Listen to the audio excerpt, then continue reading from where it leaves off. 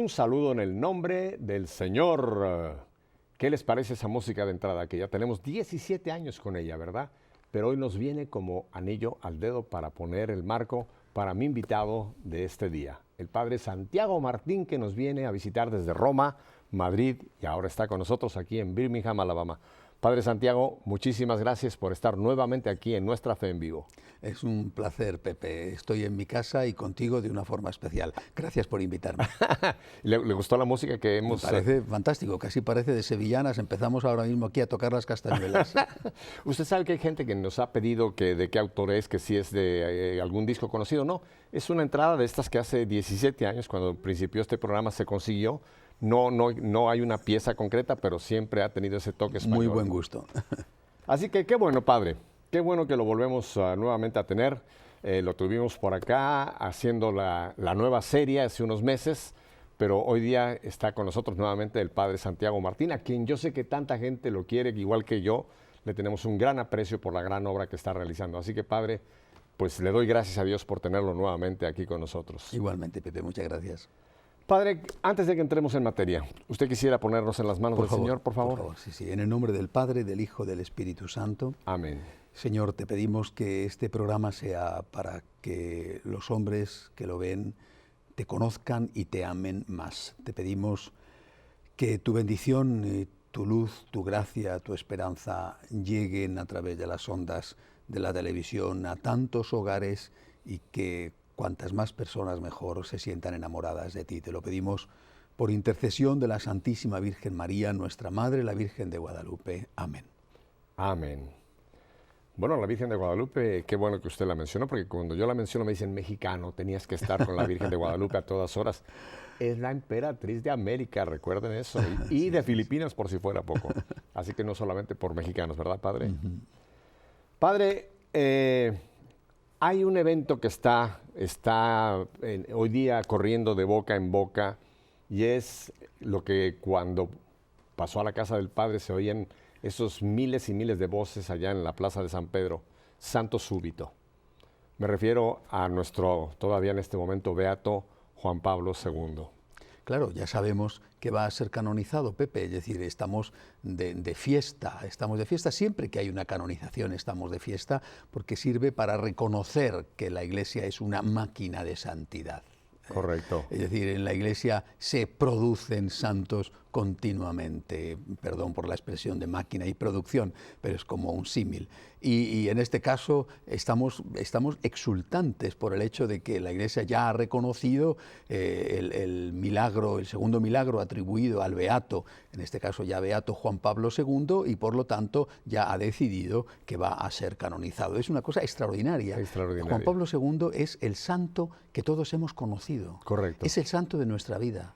Es el santo que hemos conocido cuando éramos unos niños o unos adolescentes y que nos ha acompañado de una forma increíble durante la parte más importante de nuestra existencia. Es el santo casi universal para la inmensa mayoría de los católicos de hoy. Yo conozco infinidad de gente, padre, que me han dicho, para mí, el santo de mi adolescencia, de mi infancia, de mi adolescencia, de mi entrar ya en la juventud acumulada, ha sido Juan Pablo II, porque, bueno, tuvo un papado bastante prolongado, lo cual abarcó muchísimas, pues prácticamente 3 generaciones, pudiéramos llamar en este caso.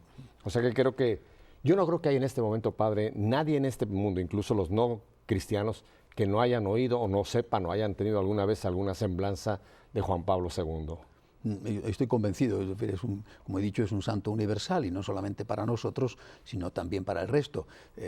Yo estaba en Roma cuando el Santo Padre murió y fui testigo y además me puse deliberadamente en la cola porque quería estar, como dice el Papa Francisco, con olor a oveja, es decir, quería estar allí en medio de la gente. Hice, ya no me acuerdo la cantidad de horas de cola que hice para poder pasar a rendirle homenaje y a hacer una oración delante de su cuerpo. Y fui testigo, yo directamente porque estaba allí, otros a través de la televisión, el fervor de las multitudes, las que estábamos allí, pero también en el resto del mundo. Aquella escena de los presidentes norteamericanos vivos, no solamente que estaba entonces, creo recordar que era Clinton, sino de todos los presidentes norteamericanos, aquella escena allí, de rodillas, era algo increíble, algo maravilloso. Y teniendo en cuenta que todos ellos, ninguno de ellos era católico. Y que todos habían tenido muchos problemas con él, porque Exacto. incluso Reagan, pues en algunos puntos el Papa había disentido. Con Bush, la cuestión decisiva de la guerra de Irak, el Papa se enfrentó con él.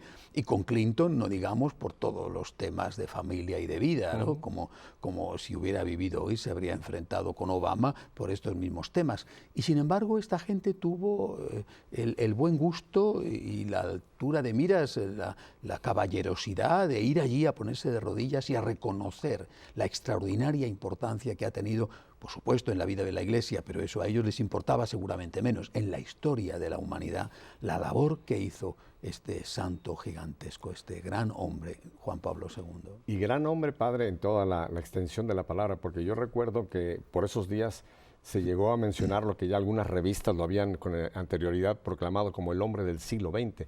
Y yo creo que efectivamente podemos ver la personalidad de este hombre, no solamente en el ámbito religioso, sino en el ámbito mundial. Fue una persona que impactó al mundo global. Fue, creo yo, que podemos decir, fue la personalidad más fuerte del siglo XX. Estoy convencido. Y el siglo XX ha sido un siglo rico en personalidades fuertes, algunas de ellas trágicamente fuertes, como un Lenin, un Stalin o un Hitler, dramáticamente, sangrientamente fuertes. Incluso me atrevería a poner dentro de ese círculo de grandes personalidades, en este caso trágicas, a Fidel Castro, un hombre que ha marcado no solamente la vida de su país, personalmente otros podrán pensar otra cosa, pero yo personalmente pienso que para mal, pero en todo caso no se le puede negar que era un gran personaje, y del mismo modo un Stalin o un Hitler son grandes personajes trágicos y sangrientos. Pero también en el siglo XX ha habido personajes extraordinarios que han hecho frente a esto con gallardía, con más o menos acierto, con más o menos santidad. El siglo XX es un siglo que ha conocido a personas como, por ejemplo, Churchill. Correcto. Un gran personaje, no hay que olvidarlo. O dentro del mundo inglés a Margaret Thatcher, por ejemplo, que es otro gran personaje. Y dentro de la Iglesia hemos tenido también grandes personalidades en el siglo XX. ¿Cómo olvidar, por ejemplo, a Pío XII, ¿no? Cómo olvidar a Juan XXIII, ¿no? El propio Pablo VI, pero indudablemente aquel que se lleva la palma y que destaca incluso sobre las personalidades civiles y que además destaca para bien y no sangrientamente como otros, es Juan Pablo II, Karol Wojtyła. Y es que él tuvo muchas genialidades, que podemos hablar algunas de ellas, pero creo que una fue el descubrir la importancia de los medios de comunicación y el descubrir la importancia de que el Papa viajara a todos los posibles rincones donde tuvo oportunidad de viajar, porque no tengo en este momento la cuenta exacta, pero la cantidad de países que visitó, los millones de almas que tuvieron oportunidad de tener ese contacto, a veces viendo un puntito blanco allá en la lejanía, en aquellas reuniones de millones de personas. Pero ¿cómo logró Juan Pablo II? Pues eso, el impacto a través de los medios de comunicación, que en el siglo XX hubo una explosión tremenda, ¿no?, de todos los medios, pero él creo que tuvo esa intuición, ¿verdad?, de usar estos medios para llevar la palabra de Dios, para utilizar esa palabra y para llevar esa imagen de la Iglesia hasta los rincones más impensables del mundo, ¿verdad? Sí, efectivamente, su pontificado coincide con un momento de gran eclosión de los medios que ya existían, algunos de ellos. Existía el teléfono, la radio, la televisión, no existía Internet, por ejemplo, pero de una forma especial él se convirtió en alguien mediático. Correcto. O sea, en alguien que no buscaba a los medios, sino que los medios le buscaban a él. Y le buscaban a él porque los medios sabían que lo que él dijera iba a tener siempre interés para multitudes. Y entonces, aunque muchos le criticaron a través de los medios con una enorme dureza y con una enorme injusticia, sin embargo sí se puede decir que de alguna manera los medios se rindieron a la extraordinaria personalidad de este gigante. Ahora, y él supo usar los medios. Supo usarlos con mucha inteligencia sin rendirse a ellos. Correcto, pero creo que ese pequeño momento de su vida, cuando él como actor entendió lo que era la comunicación, creo que él fue un tremendo comunicador y teniendo los medios a su disposición, creo que supo realmente, como usted dice, no rendirse a los medios, pero utilizar esos medios para llegar a lugares que nunca jamás hubiéramos pensado. Cubrió el mundo entero. Sí, puso a la Iglesia en medio de los hombres, el mensaje en el medio de los hombres. Sí. Yo quisiera, Pepe, contarte una experiencia mía personal. Bueno, he tenido, gracias a Dios, muchas incluso con él. Él me nombró consultor del Pontificio Consejo de la Familia, bueno, muchas cosas, pero quizá la primera experiencia mía con él tuvo lugar en el momento de su propia elección, ¿no? Yo no lo olvidaré, creo que son esos momentos que después recordamos toda la vida, qué estás haciendo en un momento determinado, Correcto. dónde estabas. Bueno, yo estaba empezando el último curso de teología, quinto de teología, por lo tanto, él fue elegido en el año 78 y yo me ordené, fui ordenado sacerdote en el año 79, por lo tanto, todavía no era sacerdote, estaba terminando mis estudios. Y recuerdo perfectamente cómo vivíamos en ese momento en la Iglesia, naturalmente en mi situación particular, que cada uno tendría obviamente la suya. Había un gran desconcierto, hasta tal punto que lo que se decía, sin ningún tipo de fundamento, pero se decía, y no pocos lo creían, es que estaba a punto de desaparecer el sacerdocio entendido como una consagración para toda la vida. Y que el Vaticano estaba, esto era falso, pero se decía, y lo creían algunos o muchos, estaba a punto de aceptarse el sacerdocio temporal. Tú dedicas 10 años de tu vida a servir a Cristo y a la Iglesia y a la evangelización y después de esos 10 años te puedes casar. Y entonces eso había hecho que algunos se hubieran retraído del sacerdocio diciendo, si yo me consagro para siempre y luego dan esto, a ver qué pasa, ¿no? En mi caso, yo decidí que no era mi situación, que yo quería consagrarme a Cristo, a Él y a la evangelización para siempre.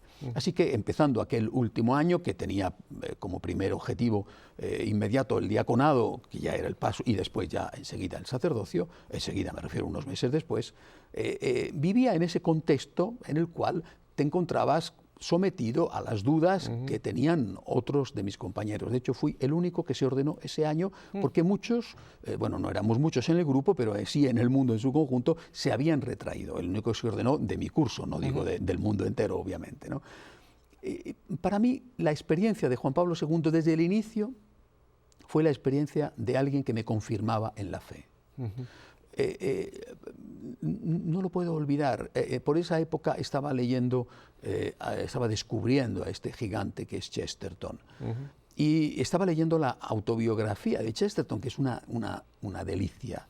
Y que en un momento dado en la autobiografía Chesterton dice que habla con un amigo y está hablando de su formación como anglicano, ¿verdad? Y que le dice a su amigo, por supuesto tú y yo hemos sido formados por sacerdotes anglicanos ateos, ¿no? Es decir, por gente que en el fondo no cree. Parece que cree, pero en el fondo no cree. Mi experiencia inicial, en ese momento decisivo en mi vida, 24 años, preparándome para el sacerdocio, en medio de las dudas, siempre se tienen, y más en aquel contexto, fue encontrarme con alguien que tenía fe. Para mí, Juan Pablo ha sido el Papa de la fe. Ha sido para mí y para otros una roca. Alguien que se pone delante de ti y te dice las mismas palabras de Cristo, pero que sonaban a nuevo y sonaban desde luego a oportunas. No tengas miedo, tú no tengas miedo, vamos para adelante, no tengas miedo. Aquello a mí y a muchos nos levantó el ánimo, nos llenó de coraje, nos llenó de entusiasmo, de fuerza, de vamos a luchar, no nos vamos a rendir, vamos a luchar. Estamos rodeados, pero no estamos derrotados, nos derriban, pero no nos rematan, y vamos a luchar. Para mí fue realmente siempre, desde ese primer instante, un hombre que me confirmaba en la fe y me confirmaba en el entusiasmo de la fe. Hay tantos semblantes de nuestro beato todavía, Juan Pablo II, que serían memorables tocar alguno. Pero padre, uno que me gustaría que comentáramos brevemente, porque sigue teniendo efecto, fue esa intuición que él tuvo de llegarle a la juventud. Ese iniciar esa primera jornada mundial en Roma y después intuir que estas jornadas tendrían que llevarse periódicamente. Padre, yo he conocido miles, se lo puedo decir, miles de jóvenes, chicos, chicas, que fueron tocados, fueron reactivados quizá en su fe o fueron entusiasmados en la fe, gracias a ese acercamiento que tuvo Juan Pablo y esa intuición de reunirlos en diversos países, Filipinas, etcétera. Y creo que eso fue una aportación tremenda, aparte de otras muchas, ¿no? No me quiero decir que sea la más importante, pero creo que esa ha tenido una trascendencia que es el día de hoy, que vemos cómo lo siguió nuestro querido Papa Emérito, el Papa Benedicto, y ahora Francisco acaba de estar en Brasil, etcétera. Cómo esas jornadas han marcado en la Iglesia, era algo que nunca habíamos tenido, pero Juan Pablo tuvo esa intuición de llegarle, y cómo la juventud le respondía a Juan Pablo. Eso era algo maravilloso, sobre todo ya en sus últimos años, ya en su vejez, con todas sus enfermedades. La juventud seguía a Juan Pablo, aunque casi ya no podía hablar. Ha sido un fenómeno extraordinario que usted quizá lo pudo seguir también después ya en su sacerdocio, padre. Efectivamente, creo que para millones de jóvenes que a lo largo de estos años han iniciado su juventud y la han terminado entrando en la edad adulta, Juan Pablo II ha marcado un antes y un después. Y de una forma especial esos grandes eventos, las jornadas de la juventud, que curiosamente fueron precedidos por las jornadas de la familia, es decir, primero empezaron las jornadas de la familia y después siguieron inmediatamente después las jornadas de la juventud, y las jornadas de la familia se deben, y no hay que olvidarlo, en buena medida al difunto y querido cardenal López Trujillo, que fue el que tuvo la intuición de congregar a determinadas personas, que en principio más pequeñas, lógicamente, para dejar un signo de apoyo a la familia en el mundo que ya entonces que estaba acosada, no digamos como se encuentra hoy. Pero las jornadas de la juventud fueron por sí mismas valiosas, es decir, en una jornada de la juventud, de la familia, concretamente de la juventud, en una jornada lo que hay son dos hechos. Primero, el hecho en sí, y después el mensaje que se da, ¿verdad? El hecho en sí es extraordinario, porque lo que se debatía en ese momento, hay que recordar, finales de los años 70, inicio de los años 80, la tesis era: la Iglesia está acabada, la Iglesia va a morir, esto se ha terminado. Y la presión fortísima era: pongan ustedes en rebajas lo que tienen, porque si no, no va nadie. Los jóvenes a ustedes les han vuelto la espalda, con la revolución sexual, con el inicio ya entonces de la práctica de sustituir el noviazgo por la convivencia, con el inicio ya entonces fuerte del uso de preservativos, píldoras y también del aborto. Los jóvenes parecían haber desertado de forma absoluta de la Iglesia, y de repente, para gran sorpresa de propios y extraños del mundo y de muchos eclesiásticos, de repente esos jóvenes acudían al lado de alguien que no les decía lo que supuestamente querían oír según las tesis del mundo, sino que les decía la verdad del Evangelio. Esto es difícil, ya lo sabemos, pero merece la pena, no tengáis miedo, vamos a luchar. Y aquello, repito, sin excepción, jornada tras jornada, ha sido un bofetón a las tesis del mundo de que en la Iglesia no había jóvenes y de que la Iglesia era una institución del milenio anterior llamada a la desaparición, una especie de dinosaurio que ha cambiado el clima y que se está muriendo. Y después venían naturalmente los mensajes y el efecto que esos mensajes y el hecho de estar juntos causaban en tantos cientos de miles de jóvenes. Que ese efecto podía haber sido mayor, que siempre las jornadas han adolecido de un post, es decir, de cómo se recogen esos frutos. Eso es verdad. Ninguna obra humana es perfecta, y después es muy importante el acompañamiento que se hace con esos jóvenes, todo eso es cierto. Pero el hecho en sí, en ese momento histórico tan difícil, más necesario incluso que ahora, el hecho en sí de reunir a cientos de miles, a veces millones de jóvenes, en torno al Papa, en torno a la Iglesia, y luego los mensajes que se les daban, eso ha tenido un valor impagable. Ha sido uno de los éxitos de Juan Pablo II. Padre, y algo que no se le dio mucha atención, pero que me consta, porque yo lo pude constatar en una serie de circunstancias, fue que además no solamente fue el efecto con lo que produjo en los jóvenes en ese momento de la jornada, sino esa fue como una especie de polinización, que después estos jóvenes, al volver a los 5 continentes, llevaban un mensaje que llegaron a muchas familias, llegaron a muchas parroquias. O sea, no quedó solamente en la jornada. Estoy de acuerdo con usted que quizá un seguimiento hubiera dado más fruto, pero también hubo un efecto de polinización. Yo creo que que muchos frutos que no hemos acabado todavía de poder valorar fueron producto también de la posjornada, o sea, de esas personas, esos miles de jóvenes que volvían a los 5 continentes. Sí, además sirvió, y eso no solamente las jornadas, sino todo el pontificado de Juan Pablo II, del ya próximo santo, ¿verdad? Sirvió para quitarnos el complejo de inferioridad. La Iglesia que ve morir a Pablo VI y después, sorprendida, ve morir a Juan Pablo I después de 33 días de pontificado, es una Iglesia complejada, es una Iglesia atemorizada, es una Iglesia que se ha refugiado en las sacristías porque no logra encontrar una forma de presentarse airosa y digna delante de un mundo que la desprecia y la considera llamada a desaparecer. Y de repente todo eso cambia. Y esta Iglesia que parecía acabada, esta Iglesia rejuvenece de una manera y con una fuerza y con un vigor que sorprende a todos. Repito, y que pasado ese pontificado, me parece que fueron 4 o 5 presidentes de Estados Unidos que estaban de rodillas delante de ese hombre, y no digamos el resto de los grandes líderes mundiales que pasaron por allí. Reinas, pero el gesto de los presidentes norteamericanos fue quizá lo más significativo. Esa Iglesia que estaba muriendo, que estaba moribunda, ahora se convierte en el gran referente ético mundial.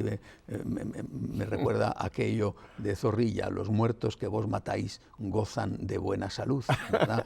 Habían dado a la Iglesia por muerta y el Espíritu Santo de repente se sacó de la manga un gigante como Juan Pablo II y nos hizo a todos recuperar el orgullo, la dignidad de ser católicos. Me hace usted pensar en la gran sorpresa que nos acabamos de llevar recientemente con el ahora Francisco, Papa Francisco.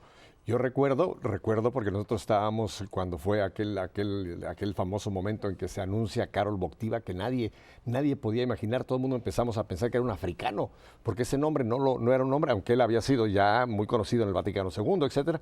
Pero la tremenda sorpresa que todo el mundo nos llevamos es un papa polaco. El mundo entero, y sobre todo creo que los católicos les dijimos, ¿y ahora un papa polaco? ¿Cómo se le ocurre al Espíritu Santo? Pero qué genialidad del Espíritu Santo darnos en aquellos años a Karol Wojtyła, como ahora la tremenda sorpresa que nos hemos llevado también. No sé si usted se la llevó, padre. También. Pero nosotros aquí en estos estudios de WTN, se lo puedo confesar, teníamos otra serie de candidatos que cuando anuncian al cardenal, hasta entonces cardenal Bergoglio como el nuevo papa, y sale con Francisco, tremenda sorpresa. ¿Cómo el Espíritu Santo tiene el hombre exacto para el momento exacto, que va contra todos los posibles pronósticos y cábalas, ¿verdad? ¿Cómo se saca se saca de la manga al hombre para ese momento? Sí. A veces aciertan los pronósticos, a veces aciertan. Pío XII fue un pronóstico acertado y Pablo VI también. Es decir, que no siempre el que entra papa sale cardenal, pero muchas veces es así, el que entra papa sale cardenal. En el caso de Karol Wojtyła, claro, el problema que había en ese momento, ¿verdad?, era de tipo eclesiástico, eclesial, era eso, como acabo de decir, ese complejo de inferioridad, ese desconcierto en que estábamos, el elevadísimo número, por ejemplo, de secularizaciones de sacerdotes, de monjas, ¿no? Aquella frase terrible que Pablo VI había llegado a pronunciar: el humo del infierno ha entrado dentro de la Iglesia. Es decir, el desconcierto, la sensación de fin de temporada que estábamos viviendo, bueno, eso a nivel intraeclesial, pero lógicamente a nivel extraeclesial el problema era el comunismo, que era un gravísimo problema. No solamente un comunismo que padecían esos países y esas personas que sufrían una auténtica, terrible dictadura, sino el comunismo como influjo cultural en el resto del mundo. Correcto. Es decir, la cultura se polarizó en torno al comunismo para ir en contra o para ir a favor, pero se polarizó. El comunismo polarizó la cultura y polarizó la economía y marcó, por ejemplo, la creación de la socialdemocracia como un intento de demostrar que se podía vivir en los países verdaderamente demócratas con un concepto, digamos, casi comunista socialista o comunista light de sociedad. Es decir, que se podía tener un Estado fuerte, que es la socialdemocracia, Correcto. a base de tener grandes impuestos y que el Estado redistribuye, etcétera. Bueno, después se ha visto que ese Estado fuerte implica también unos inconvenientes enormes y que el papá-Estado es costosísimo y muchas veces ineficaz, y es la digestión que estamos haciendo ahora. Pero toda esa digestión que estamos haciendo ahora a nivel económico y a nivel cultural, después de haber caído el comunismo en el 89, todo eso es posible y aún tardaremos en hacer la digestión porque un hombre como Juan Pablo II y otros como por ejemplo Margaret Thatcher, ¿no? Correcto. Se empeñaron en decir, no estamos condenados al comunismo, es decir, el hombre puede ser libre, el hombre no es un elemento de un sistema despreciable y lo que importa es el sistema y el partido. Todo eso el Papa fue capaz de plasmarlo y de aunar voluntades, no solamente, por supuesto, las de la Iglesia Católica, para acabar con el comunismo. Y estas dos grandes cosas se las debemos a él, de alguna manera devolver la dignidad a los católicos, de ser católicos y de no avergonzarnos de serlo, y devolverle la libertad a un mundo que estaba en riesgo de perderla. El hecho de su misma procedencia, Polonia, un país que estaba en ese momento, pues estaba bajo el sistema, y su propia experiencia de vida personal, porque lo que él vivió, cuando uno conoce la biografía de Karol Wojtyła, una vida tremendamente marcada por eventos muy fuertes, la persecución de los judíos, la muerte de su padre, etcétera, él mismo trabajando en las canteras, en fin. Yo creo que todo esto fue forjando en él el hombre que en ese momento Dios sacaba de la manga y le decía, mire, este hombre es el que puede tener la visión para traer esta esperanza al mundo y a través de la iglesia, Padre. Es extraordinaria esa personalidad de Karol Wojtyła. Porque lo recordamos mucho, hay mucha gente que lo recuerda ya en sus últimos días y lo ven todavía como el viejito, que ya nos producía pues una enorme compasión, verlo, mantenerse hasta el último momento. Pero si uno va retrocediendo y uno incluso lee que ojalá ahora que venga esta canonización muchos vuelvan a retomar la biografía, porque es una vida extraordinaria la de Karol Wojtyła. ¿Cómo uno puede ver ese hilo conductor, verdad?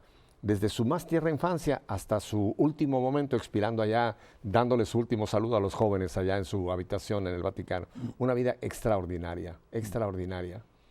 Padre, tenemos que ir a unos breves mensajes, pero vamos a ir un poco más hablando de este hombre que estamos a punto de verlo ya está como beato, pero ahora lo vamos a ver llegar como santo a los altares. Así que ni me toque ese dial, no se le ocurra, cuidado, ni al refrigerador. Padre Santiago y yo volvemos con ustedes enseguida.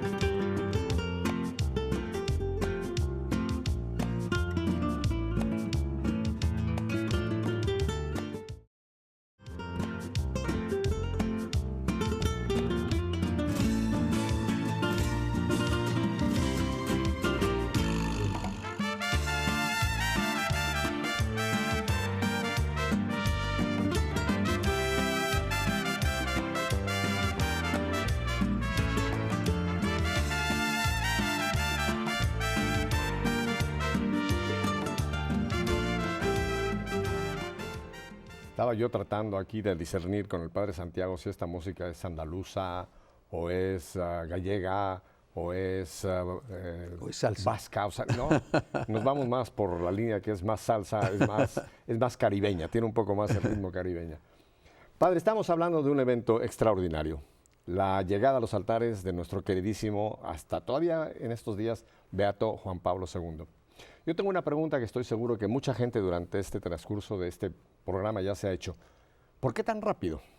¿Por qué tan rápido cuando sabemos que la Iglesia, pues como maestra que es, muchas veces se toma su tiempo y vemos que esto va casi en un tiempo récord? Parece que van a ser 8 años del momento de su fallecimiento, 2005, ahora que llegue ya a la canonización, aunque ya ha pasado obviamente por la beatificación. ¿Por qué esta, yo no diría rapidez, pero por qué esta esta prisa, si le llamemos de una manera. Bueno, hay que decir que no es el santo que haya sido canonizado más rápido, ¿eh? Es correcto. Los ha habido otros que todavía lo han sido con más rapidez, por ejemplo, San Francisco de Asís, ¿eh? O sea que no estamos ante el que ha batido todas las marcas, pero sí que es verdad que ha sido una beatificación y canonización bastante rápida. Bastante rápido. Yo creo que se debe a varias causas. La primera de ellas, el afecto popular. El afecto popular y la reclamación por parte del pueblo, es decir, la canonización popular, el pueblo, como hemos hablado antes, el pueblo católico, lógicamente, que reclama que este señor que hemos conocido, este señor sea declarado santo. Es el pueblo el que lo pide, aquel santo súbito, y el día de su muerte, el día de su funeral. Yo creo que esto es una cosa muy importante. O sea, el pueblo tiene una voz, el Espíritu Santo se manifiesta a través del pueblo y cuando ese pueblo de una forma casi universal reclama la santidad, está urgiendo a que los plazos se aceleren, pero eso sí, sin hacer trampas. Y eso creo que la Iglesia también lo ha tenido en cuenta. Padre, muy interesante este punto, porque este proceso que hoy día vivimos, que conocemos, el proceso que actualmente tiene la Iglesia para llevar a un hombre o una mujer a los altares, no es el de toda la historia de la Iglesia. Tengo entendido que por muchísimos siglos era precisamente por la voz popular que la Iglesia reconocía la santidad de un hombre o una mujer. O sea que no tenemos esta metodología o proceso desde, digamos, de los primeros siglos de la Iglesia, sino es más o menos reciente, ¿estoy correcto? Entonces, esto responde en cierta manera al método... al método antiguo. Al método popular. Exacto, al método antiguo. O sea, el pueblo está convencido de la santidad de esa persona, el pueblo reclama su santidad y de hecho empieza a venerarlo, aunque no sea oficial, y la Iglesia después reconoce. Pero en este vale caso, aplicar aquí la famosa frase latina, Vox Populi, Vox Dei. Así es, Vox Populi, Vox Dei, perfecto. Sí. Ajá. Después la Iglesia yo creo que se ha tomado las cosas con prontitud, pero también con seriedad.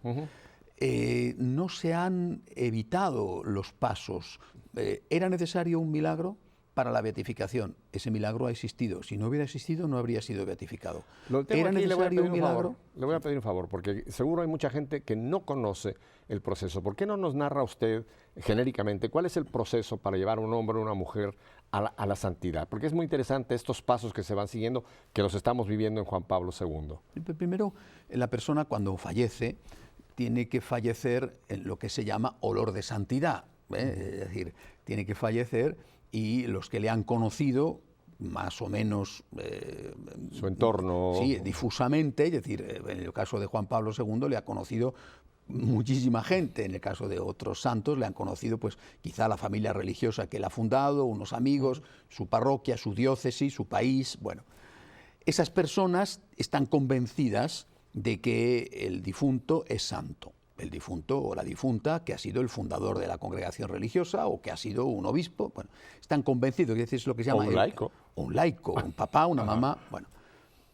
Ha podido ser una persona que ha dado un testimonio de santidad, lo que se llama un confesor, ha confesado con su vida el amor a Dios, pero también ha podido ser un mártir, y ha muerto realmente en un contexto de odio a la Iglesia que a esa persona o a otras, porque a lo mejor no ha muerto solo, les ha costado la vida y pudiendo sustraerse de la muerte renunciando y traicionando a Jesucristo, no ha querido hacerlo. O sea, hay un olor de santidad, esa es una expresión que se usa, hay una vox populi que dice esta persona es santa, ese es el inicio. Ahora, usted tocó aquí un punto que es interesante. Estamos hablando de una persona que tiene una vida reconocida de santidad, pero usted mencionó algo que es muy importante, que es el mártir, el que ha muerto por la fe.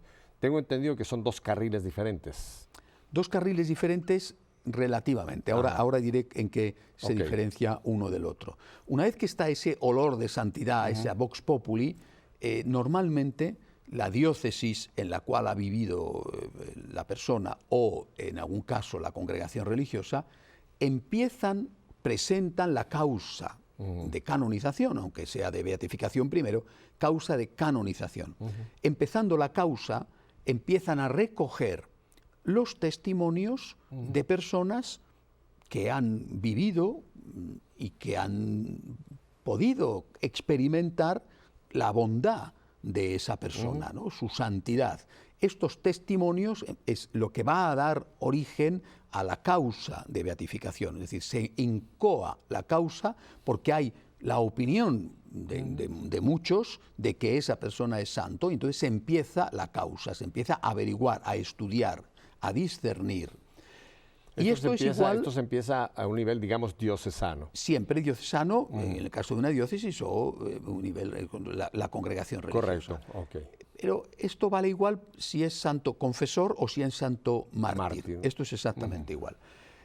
Lógicamente, lo que empieza a averiguarse en cada caso es distinto, qué tipo de vida ha llevado o si ha muerto realmente por odio a Cristo y ha muerto con unas condiciones, que por ejemplo tiene que morir perdonando a sus enemigos. Bueno, cuando ya la causa va avanzando, va también incluyéndose ahí las voces críticas que puedan haber, es decir, personas que son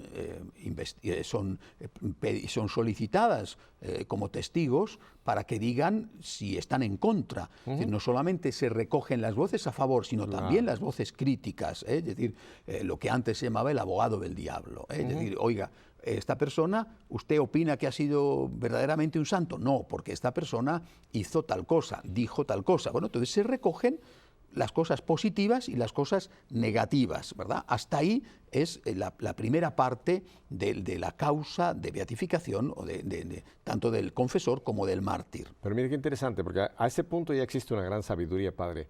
Porque no se trata solamente de buscar a los hinchas de la persona, no buscar a todos los que tienen y a los que a lo mejor tenían alguna decirle, mire, usted mejor no hable, cállese, ¿no? La Iglesia en su sabiduría dice, hablen todos. Hablen todos. En pro y en contra. Así y entonces vamos a poner esto junto para hacer la valoración de los hechos. Qué interesante cómo ya hay una gran sabiduría, ¿verdad? Y ahí se incluye también, cuando existe, por supuesto, se incluye también el estudio de los escritos. Digo cuando existe porque a veces no hay escritos, claro, ¿no? Una persona no tiene por qué haber escrito para poder ser santo. Pero cuando lo hay, se incluye el estudio de los escritos. Y eso es algo muy minucioso porque hay que leerse todos los escritos y leérselo por expertos y ver si hay algún tipo de error doctrinal. Y esto es lo que ha hecho que determinados hombres, incluso que pueden haber sido martirizados, han visto cómo su causa se quedaba parada o avanzaba más lentamente, primero porque han escrito mucho o quizá porque hay dudas sobre su ortodoxia. La ortodoxia o la oportunidad o el matiz de cosas que dijeron. Bueno, cuando esto se ha terminado, si se presenta a la Iglesia, digamos, la diócesis da por concluido el periodo inicial de recogida de testimonios y de análisis de los escritos, y lo presenta esto a la Santa Sede, o no lo presenta. Es decir, la diócesis hace el estudio y dice, mire usted, no hay caso. No hay caso. No hay caso porque los testimonios negativos son tan grandes que es evidente que este señor no es santo. Punto. Hemos terminado. Pero no lo envían al infierno. O sea, la Iglesia nunca envía a nadie al infierno. No, pero me refiero, el decir que no sigue la causa no quiere decir este está mal. No quiere decir no tiene los méritos para continuar su proceso hacia los altares. Pero puede ser una persona que vivió una vida muy buena. Claro. Y seguramente está en el cielo. Claro, estará posiblemente dentro del gran club de los santos anónimos que celebramos el día 1 de noviembre, Día de Todos los Santos, ¿no? Que son muchísimos más que los que tenemos oficialmente en el santoral. Prácticamente todos, ¿verdad? O sea que, bueno, pero no se le va a proponer como un modelo, es lo que quiere decir el hecho de la canonización, ¿verdad? No se va a confirmar su presencia en el cielo con un acto de fe, que es lo que implica la canonización. Cuando la Santa Sede acoge esta causa diocesana, hace su estudio. Después de este estudio, se declara a esa persona venerable. Se dice que esa persona, si la Santa Sede lo considera oportuno, por supuesto, considera que esa persona es un siervo de Dios, y así se le considera venerable, siervo de Dios. Es decir, es una persona de virtudes heroicas. Todavía no se le ha beatificado. Ahora veremos el paso siguiente que hay que dar.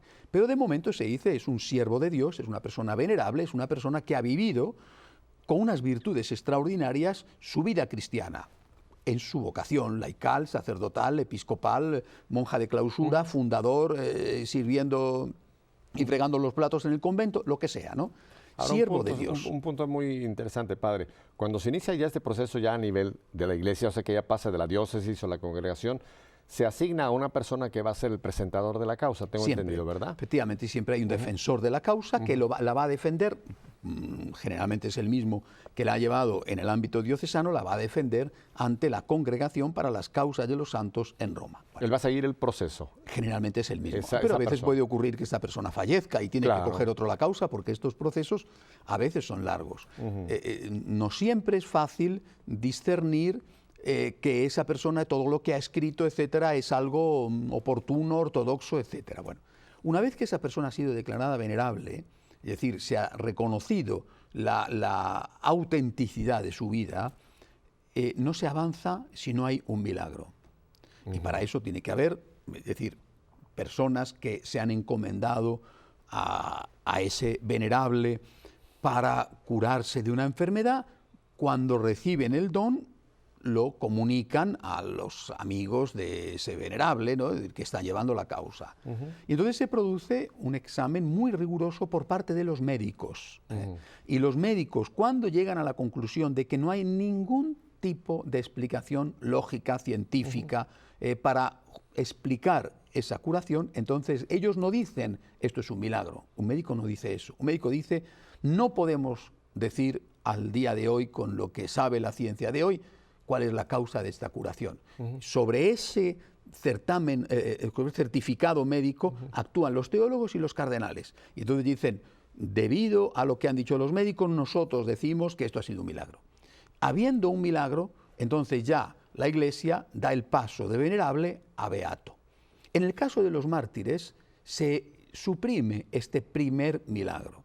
Es decir, no se pide para declarar a una persona beato, por la vía del martirio, la existencia de un milagro. Basta con que se diga, esta persona es venerable, sus actos de vida son heroicos y sobre todo ha muerto por amor a Cristo y ha sido asesinado no por motivos políticos, sino por odio a la fe. Ahora, ¿este milagro, padre, siempre tiene que estar relacionado con alguna sanación física o puede haber algún otro tipo de milagro? Voy a poner un caso, por ejemplo, alguien que está cayendo de un edificio y milagrosamente no cae por invocar a esta persona, o el milagro tiene que estar siempre referido a algo que pueda médicamente ser comprobado. Siempre tiene que ser algo médicamente comprobado. De todas las formas, cuentan el caso aquel de San Martín de Porres, ¿no?, que estaba cayendo efectivamente un albañil del edificio y él parece ser que el superior de la comunidad le había prohibido hacer más cosas especiales y le dijo un momento hasta que vaya a pedir permiso. Lo dejó flotando.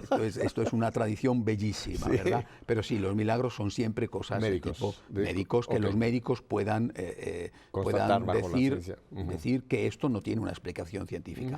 Producido el milagro, primero se produce después la beatificación. Para avanzar en el proceso ya no se estudia la vida, ya se estudió, ya no que estudian los escritos, todo eso ya se hizo. Simplemente se espera a que ocurra al menos otro milagro. Habiendo el segundo milagro, de nuevo los médicos dicen que no hay explicación, de nuevo la comisión de teólogos y de cardenales dice que eso es un milagro y entonces ya se proclama la santidad, es decir, se canoniza a esa persona. Ahora, este proceso, cuando ya llega a este momento que ya los médicos, los teólogos, los cardenales han dicho esto es real, esto pasa al Papa. En cualquier caso, tanto en el primer caso de la beatificación como en el caso de la canonización, la última palabra la tiene el Papa. O sea, entonces ya para la beatificación, el que tiene la última palabra o sea, las comisiones de teólogos y de cardenales dicen esto es un milagro y el que dice entonces lo beatificamos o entonces lo canonizamos es el Santo Padre. En el caso de Juan Pablo II, que es por donde habíamos empezado esta larga digresión sobre... No, pero es importantísimo porque le puedo asegurar que muchísima gente no conocía este proceso, que lo vamos a vivir ahora en unos días. Yo creo que en el caso de Juan Pablo II hubo desde el inicio ese clamor popular del santo súbito, pero hubo también el deseo de la Iglesia, y así lo manifestó su sucesor inmediato, Benedicto XVI, de no quemar las etapas. Sería beato si había milagro, sería santo si había segundo milagro, y si no, no lo sería. ¿Qué es lo que ha favorecido la rapidez? Primero, que era un personaje conocido, es decir, su vida estaba a la vista de todos, no ha habido que andar buscando testimonios en contra, porque si los ha habido, han aparecido enseguida, y los testimonios a favor igualmente. Pero sus escritos también eran conocidos. O sea, no ha hecho falta decir, vamos a buscar ahora una comisión de expertos que estudien la Evangelium Vitae, por ejemplo. No, mire usted, no, Y está. o la Veritatis Splendor, no, mire usted, es suficientemente conocida, ¿no? como para saber que es católica, ¿no? que es ortodoxa, verdaderamente fiel, ¿no? Y, bueno, y así, ¿no? Redentor hominis, ¿no? Su inmensa cantidad de escritos en tantos años, no solamente encíclicas, ¿verdad? En tantos años de pontificado. Por lo tanto, eso es lo que ha favorecido la rapidez. A la vez, ha sido muy importante que la devoción del pueblo hizo que desde un primer momento la gente empezara a encomendarse a él. Empezando a pedir milagros por intercesión de él, estos se han producido. Es decir, el hecho de que se diga hay un milagro no significa que solo haya un milagro. Correcto. Eso significa que esa curación no tiene ninguna explicación. Pero hay infinidad de milagros que no podemos decir son milagros porque hipotéticamente, de un punto de vista no sé qué, no sé cuántos, quizá tenga explicación. Entonces basta eso para que no sea considerado milagro. Tengo entendido es que exquisita en el caso la Iglesia. de Juan Pablo hay cajas y cajas y cajas de testimonios, de lo que hablamos de testimonios, y gente que reportó, que también son infinidad, de lo cual, como usted dice, ahora este primero para la beatificación fue pues el que los médicos dijeron, esto no hay explicación, pero qué bueno que usted apunta, no quiere decir que fue el único que lo anduvieron buscando con lupa a ver dónde en el mundo encontraban. Llovieron a torrentes. Llovieron y llueven, y siguen lloviendo, siguen lloviendo. Es una cosa maravillosa. Yo no sé si tú has tenido la oportunidad, Pepe, de estar en misa en la tumba de Juan Pablo II. No he tenido esa dicha, padre, todavía. Yo ya en 2 ocasiones. Bueno, y además como soy cura, pues he podido celebrar la misa en el altar debajo del cual están sus restos. Es impresionante. La certeza de su santidad todavía te embarga como te embargaba la proximidad de su figura. Yo que tuve el honor de estar tantas veces con él, de celebrar misa con él en su capilla privada, de concelebrar, quiero decir, de abrazarle, nunca olvidaré un día en la Nunciatura en Madrid, estábamos un grupo muy pequeño, nada, apenas 5 o 6, y estábamos de pie, departiendo, era un momento de paso entre una cosa y otra, y estábamos un grupo de 5 o 6 en un pequeño corro con él, y él se sintió cansado, yo estaba a su lado, estaba a su derecha, él se sintió cansado y me pasó el brazo por el hombro para descansar, para apoyar. Yo me quedé rígido. El Papa está apoyado en mí. El Papa me ha pasado el brazo por el hombro y está descansando en mí. Mira, me quedé rígido, me quedé atónito. Era una experiencia, no me lo puedo creer, se me cortó la respiración, ¿sabes? Después aquello duró un minuto, ¿no? En sí, aquella conversación duró poco, apenas 5 minutos, ¿no? Yo cuando aquello terminó, no sabía dónde me encontraba, ¿no? Padre, ¿sabes lo que representa Santiago, eso? Y haber podido después celebrar la misa encima de sus restos es una cosa única. Oye, entonces quiere decir que estoy hablando con una reliquia viviente. Bueno, yo no sé, pero tenía ganas, sinceramente, de no cambiarme de ropa nunca más. ¿Todavía tiene esa chaqueta por ahí guardada, padre? Por desgracia, no me lo diga. Por desgracia la eché a lavar. Qué momento, ¿verdad? Qué momentos. Así que qué extraordinaria alegría el reconocimiento de su santidad y de que está en el cielo. Qué extraordinaria alegría para mí, para nosotros, para toda la Iglesia.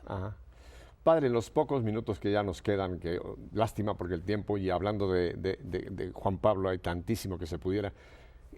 ¿Qué cree usted, padre, que esta canonización, cuál va a ser la siguiente bendición que nos va a enviar Dios a través de este momento de ahora Juan Pablo, ya no llamarle beato, que no es que sea un título menor, pero ahora decir San Juan Pablo II? Como he dicho antes, creo que lo importante que hay que destacar es que la Iglesia es una máquina de hacer santos. En la Iglesia hay santidad. Decimos que es una santa, católica y apostólica santa. Porque se ha insistido tanto en que en la Iglesia hay pecado, cosa que es verdad. Se ha insistido tanto en que en la Iglesia hay pecadores, y hay curas que son unos malhechores, y hay curas que han hecho el horrible delito de la pederastia. Se ha insistido tanto que hemos olvidado que lo que abunda en la Iglesia es la santidad. Y yo creo que esto nos va a ayudar muchísimo a volver a recordar esto. Es decir, en la Iglesia hay santos, y no solamente en la Iglesia de base, como se dice, también en su jerarquía. Hemos vivido en el siglo XX unos papas que era a cuál mejor. ¿A cuál mejor? Creo que era San Pío X. Yo digo, oiga, incluso personas controvertidas que han sufrido, como Pablo VI, yo estoy convencido de su santidad. Por lo tanto, creo que esto va a servir para que nos demos cuenta de que ser católico es estar en un camino de santificación. Permítame decir algo, padre, que a mí en lo personal, de nuestro Papa Emérito Benedicto, a mí creo que uno de los actos que más me ha impresionado de él ha sido ese valor, esa humildad del decir, estoy cansado y aunque hay una tradición que van a decir y se dijo que era una locura, pero qué ejemplo nos dio Papa Benedicto, Papa Emérito, ¿verdad? Con esa humildad y ese valor y ese, pues yo no sé, amor a la iglesia, decir, necesito a alguien que tome el timón de la iglesia. Este es otro, para mí fue un momento fantástico en la vida de la iglesia, claro, padre. En todo caso, fíjate que hablamos, y desde el principio lo hemos dicho, de que el Espíritu Santo saca a la persona adecuada para el momento adecuado, ¿verdad? Lo que hizo Benedicto ha sido un testimonio, pero Juan Pablo hizo justo lo contrario, aguantó hasta el final y también fue un testimonio. ¿Seguro? O sea, no podemos decir Juan Pablo se equivocó porque Benedicto ha dimitido, pero tampoco podemos decir Benedicto se equivocó porque Juan Pablo no dimitió. En cada momento de la historia había que hacer una cosa y Juan Pablo aguantó hasta el final y lo vimos y lo admiramos y fue un ejemplo y nos sostuvo en su debilidad y dio un testimonio del valor de la enfermedad y del valor de la ancianidad en un mundo que desprecia al anciano porque no es productivo, sino que es una carga para el erario público, para la familia, en un mundo que presiona para que al anciano se le mate con la eutanasia. Juan Pablo II demostró cómo se puede llevar una vida digna y por lo tanto feliz y útil hasta el último instante.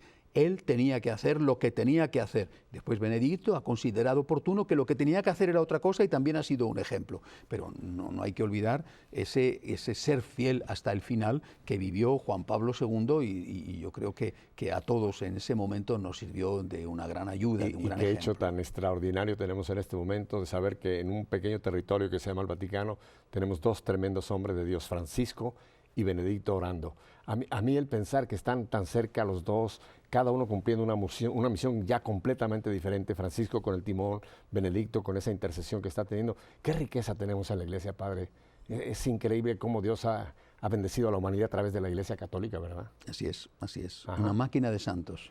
Padre, voy a poner su dirección porque estoy seguro que va a haber muchísima gente, como ya lo hicimos en el programa anterior, que van a querer comunicar con usted. Así que ahí va, usted me rectifica si digo algo que no está correcto. La página es para España, www.magnificat.tv. Padre, recomiendo esta página, es extraordinario lo que usted cada semana nos está entregando a través de Magnificat TV. O si quieren, entonces Santiago, el nombre del Padre, @ y luego frmaria.org. Todo esto póngalo en minúsculas, porque ya si metemos una mayúscula la cosa no funciona bien. Si quiere ir al Facebook, la famosa página Facebook, magnificat.tv. O si quiere ir al pajarito, el Twitter, es muy fácil. Aquí es SMFM5. ¿He dado bien las direcciones? Perfectamente. Bueno, los tienen en pantalla, así que usted los está copiando. Está para las gentes que nos oyen en radio, pues ya las tienen allá. Padre Santiago, ya nos vamos. ¿Cuál sería, en un minuto, su último pensamiento respecto a este momento histórico que estamos por vivir? Juan Pablo II ha sido para mí el Papa de la fe, Benedicto el Papa de la esperanza, Francisco el Papa de la caridad. Con la canonización de Juan Pablo II se ve reafianzada, absolutamente reforzada nuestra fe. Es posible tener fe hoy, es digno tener fe hoy y no tenemos que avergonzarnos de ella. Creo que este es el mensaje. Aquel no tengáis miedos, que es de Jesucristo, pero que fue dicho casi como si fuera la primera vez por Juan Pablo II, sigue resonando en nuestros oídos. No tenemos miedo de ser católicos, estamos orgullosos de ser católicos. Es una iglesia auténticamente santa. Me encanta esa trilogía que usted acaba de presentar: fe, Juan Pablo, esperanza, Benedicto y caridad, Francisco. Padre, ¿nos quiere usted cerrar este programa con la bendición? Por supuesto, y quiero pedir a Dios, sobre todo, para todas las personas que sufren una bendición especial. Y seguramente a usted, querido amigo, que me está viendo y que en su cuerpo, en su alma, en su familia está sufriendo, que quizá no tiene trabajo, que vive una situación de violencia, que a lo mejor se siente solo, que no entiende el por qué Dios permite ciertas cosas. Yo le digo, con el Papa Juan Pablo, con el Papa Francisco, le digo, no tenga miedo, Dios existe y Dios le ama. Para usted, para todos, para toda su familia, yo le doy la bendición en el nombre del Padre y del Hijo y del Espíritu Santo. Amén. Y nos encomendamos a la Santísima Virgen, la Madre de Guadalupe. Amén. Que Dios los bendiga, Padre, y a usted, no le digo adiós, sino hasta la próxima. Luego. Gracias, hasta pronto, Padre. Que Dios te bendiga a ti también.